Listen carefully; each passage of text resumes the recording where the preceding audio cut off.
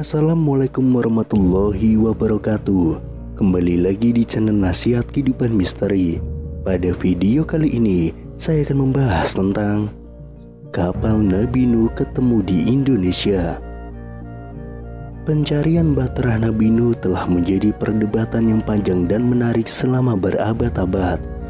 Banyak orang yang telah tertarik untuk menemukan bukti keberadaannya sejak zaman Eusebius pada abad keempat Masehi.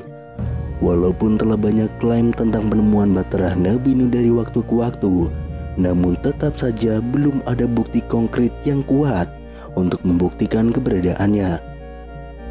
Tidak dapat dipungkiri bahwa beberapa banjir memiliki dampak paling mematikan bagi kehidupan manusia, seperti misalnya peristiwa banjir Yellow River yang terjadi di Cina pada tahun 1931 saja bisa melanda dataran seluas 21.000 km persegi dan menelan korban jiwa sebanyak 1 juta hingga 4 juta orang.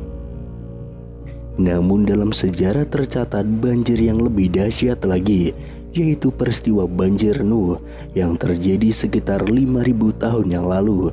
Tercatat sejarah dalam kitab-kitab Samawi seperti Taurat, Injil, dan Al-Quran, serta tercatat di peradaban dunia seperti Sumeria, Babilonia, Indian Wales, dan Yunani.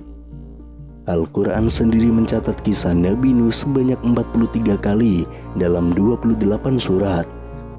Perintah Tuhan untuk membuat kapal tersebut menunjukkan bahwa keselamatan manusia dapat dibuat oleh tangan manusia itu sendiri. Nabi Nuh membuat kapal di pegunungan Irak sekitar tahun 3165 sebelum Masehi.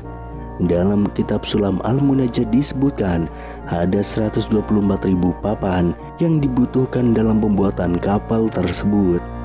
Pada setiap papan tertulis nama Muhammad, ditambah 4 papan bertuliskan nama 4 khalifah, yaitu Abu Bakar, Umar, Utsman, dan Ali. Di kemudian hari, pada tahun 1953, potongan papan itu ditemukan. Setelah diadakan penelitian pada papan itu, memang mengandung tulisan yang bila diterjemahkan artinya adalah Muhammad.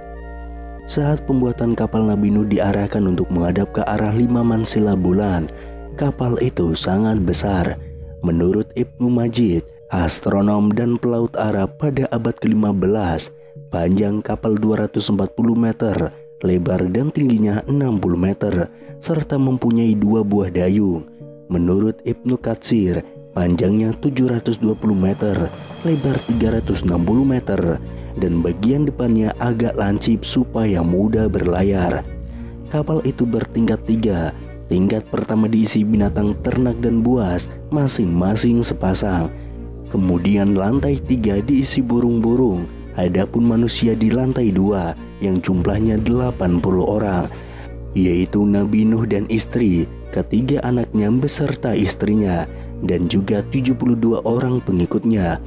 Badai itu menerjang dengan dahsyat, memporak-porandakan segala yang ada di hadapannya.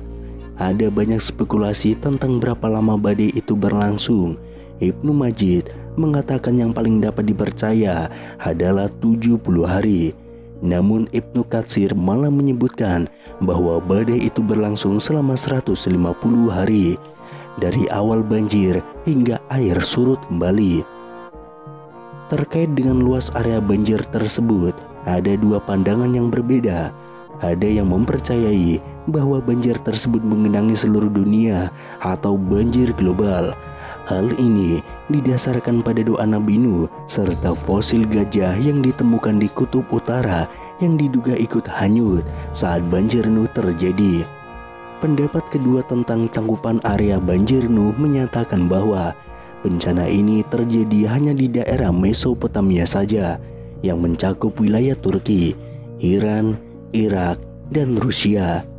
Hal ini didasarkan karena pada masa itu jumlah umat manusia masih terbatas dan tidak merata seperti sekarang ini. Bencana atau azab yang ada pada saat itu juga tidak selalu menimpa seluruh wilayah seperti yang terjadi pada kaum Ad dan Samud. Meskipun begitu, pada masa itu terdapat 124.000 nabi dan rasul yang bila dihitung sejak zaman Nabi Adam hingga Nabi Muhammad, rata-rata terdapat sekitar 18 nabi dalam setiap tahunnya. Oleh karena itu, dapat dipastikan bahwa nabi yang sezaman dengan Nabi Nuh dan berlokasi di tempat lain tidak terkena azab tersebut. Selama beberapa dekade, memang banyak dugaan mengarah ke ketinggian Gunung Ararat di Turki Timur, bahwa mungkin di sana terdapat bahtera Nabi Nuh yang hilang. Kapal Nabi Nuh terdampar di gunung yang tinggi Al-Judi yang berada di Irak dan Syam, tepatnya di Diyarbakir bin Wa'il, kota terbesar di Tenggara Turki.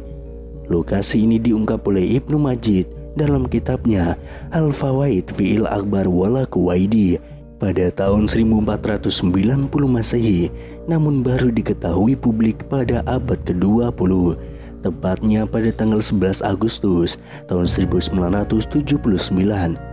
Kapal itu ditemukan di pegunungan Ararat, Turki dengan ketinggian mencapai 2.515 di atas permukaan laut. Ukuran kapal itu terbukti luar biasa dengan panjang mencapai 152,4 meter, lebar 25,3 meter, dan tinggi 15,2 meter. Tampaknya kapal itu mengalami perjalanan yang luar biasa jauh. Terdamparnya di Turki menunjukkan bahwa kapal itu telah terombang-ambing hingga bergerak sejauh 512 km dari tempat pembuatannya. Bahkan dalam kitab Al-Fawaid disebutkan, ketika terjadi taufan atau banjir besar, kapal ini membawa penumpangnya mengelilingi Baitullah sebanyak 7 putaran. Para ilmuwan terus berusaha untuk mengungkap misteri keberadaannya, dan terlihat sebuah bentuk seperti kapal raksasa pada di ketinggian gunung itu. Mereka menyebutnya sebagai anomali menari.